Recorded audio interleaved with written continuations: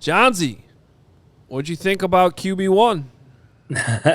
What's going on, fellas? I thought QB1, Kale Williams, he looked good. He played with confidence. He got the ball out quick. He played on time. He spread the ball around to different receivers. He made different types of throws, different layered throws all over the field. So, all in all, a good day for QB1. Yeah, I mean, something we haven't gotten to yet here in this, and we can get back to Caleb if you want, but I thought the biggest story going into tonight, and we talked about it on the pregame show of like what matters most, was this left tackle competition. And now, the game's over, and it feels like nobody's really talking about Braxton Jones or Theo Benedict, I should say. Now, that obviously must be a good sign that obviously we all have to go back and look at the tape, but how do you think they fared tonight? Well, Ben Johnson called tonight crucial when it comes to that left tackle competition. And to your point, Greg, like if we're not talking about any mistakes, it's because that's what we see first, right? They're mishaps, they're blunders, the times they get beat. And in this case, it would have been against backup pass rushers. Joey Bosa wasn't going against Braxton Jones tonight. So we're not discussing any of that. So maybe tonight was a step forward for Braxton Jones. Maybe they'll see more consistency. That's the key word that Ben Johnson used afterwards in terms of describing what he wants to see from Braxton Jones, because I think we all know he's trying to return to form. He's trying to regain his strength. We know that left foot, that left ankle has been a problem for him. It's been a process to get back to what he used to be or what he can be. But if he's consistent, I think he's your left tackle right now. If the film is good, if they see what they want from Braxton Jones physically and the numbers start to bear out that when they do all the testing behind the scenes, I think this is becoming Braxton Jones' job. And really, I'm not surprised by that. Jahns, you were in Ben Johnson's presser? I was there, front and center. So, yeah, apparently the audio was a little off. So can you just kind of summarize the headlines, what we need to know, some of the big things that he said? So a couple, let's start with some nuggets. So Al Harris, the defensive backs coach, called the defense in the second half. Declan Doyle, the young offensive coordinator, called the offense in the second half. So I think he'd like to do that more, but there's only 3 preseason games to experiment with such things. But that seems to be part of the Ben Johnson philosophy.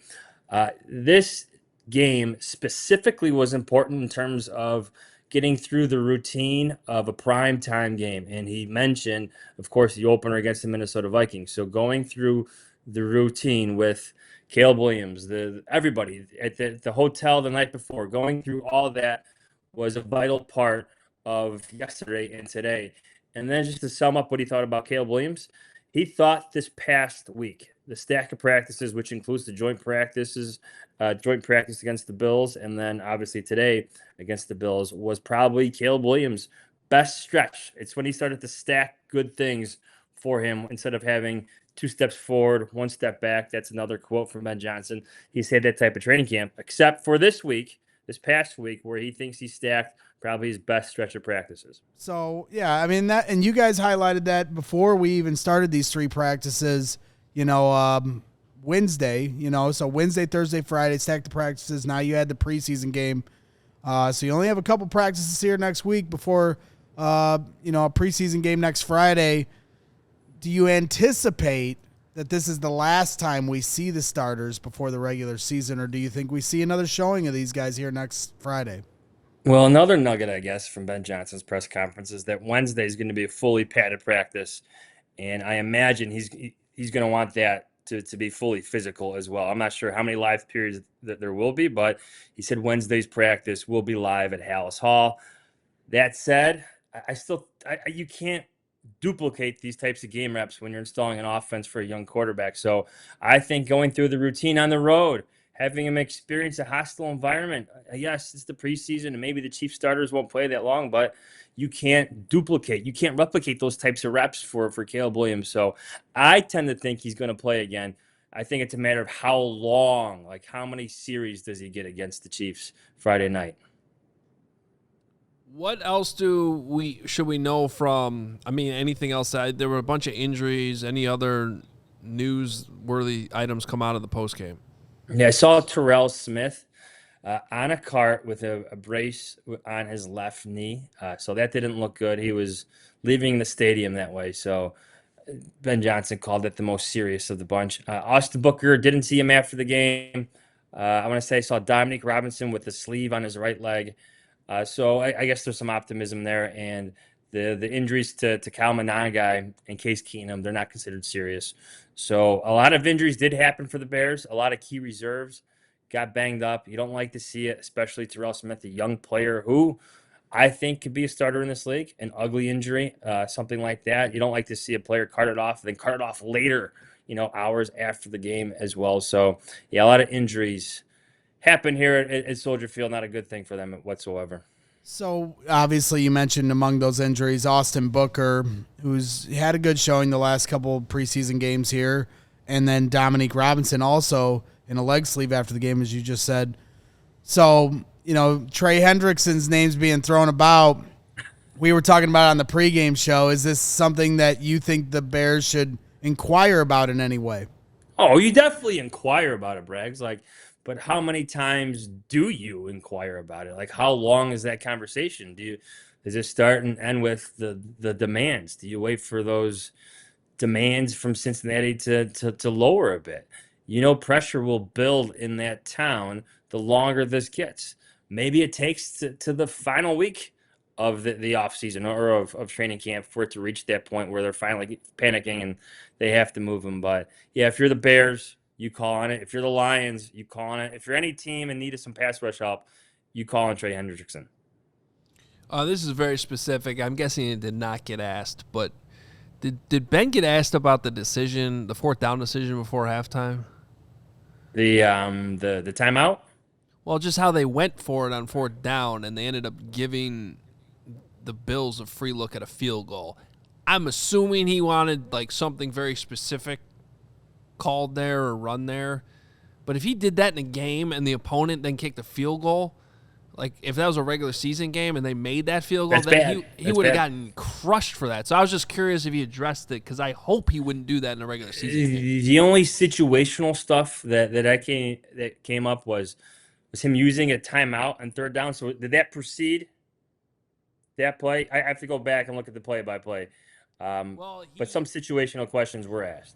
Yeah, because Greg hasn't liked this the last couple weeks, and I've seen him actually do this in the 2-minute drills at practice too. He's got a tendency to call the last time out with somewhere around 30 seconds left, not leaving you one that you might have to bang right before trying to set up a field goal. Now, in this case, they ended up going backwards. I think there might have been a holding penalty or something or a sack. Yeah, they end up backwards. There was a penalty. Yeah. So I don't like using these timeouts. They save your final timeout. They should have, when they got the first down, there's 48 seconds left on the clock, and he calls his final timeout. Get to the line of scrimmage and clock it, or get to the line of scrimmage and call a play.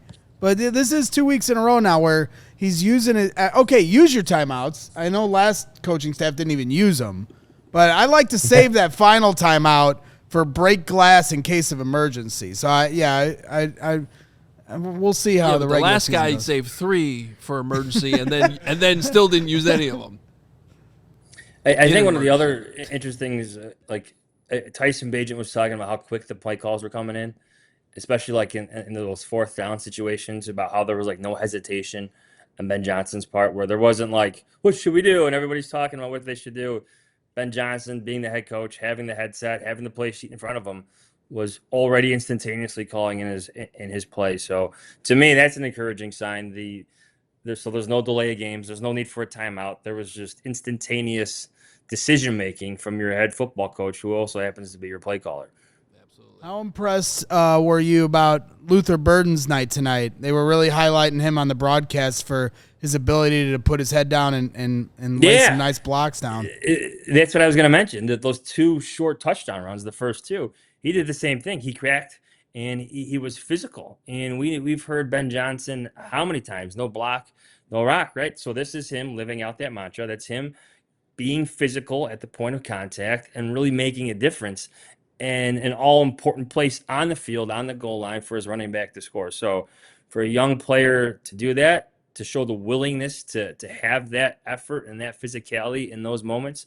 I think those are promising, encouraging signs for a receiver that many still seem to question about a lot of things. All right, Johnsy, we'll let you get home. Got an early Hogan Johns in the morning. Any final thoughts? I got a column coming out on Kale Williams. I really think tonight was I look at it this way. Tonight, yes, I know like the Bills, they didn't play their starters. I know that it's just the preseason, but it felt like a good win. Yes, they scored a lot of points, but it felt like a win for Ben Johnson. It really did in a lot of ways. His starting quarterback took the field and played well, didn't get hurt. His backup quarterback came in and looked like a starter. Rookies got the catches. Like an offensive line battle, left tackle may have been answered a little bit. So tonight, more than anything, looked like and felt like a win for Ben Johnson in many facets. And they're bringing double safety blitzes late in the game just to get the shot. I love it. So apparently that's Al Harris doing that, though, and not Dennis Allen. Yes, but I love it even more. That's He's like, screw it, I'm in charge now. I'm blitzing all my safeties. that's the film he needs. That's awesome. All right, Johnsy, talk to you early in the morning. See you, boys.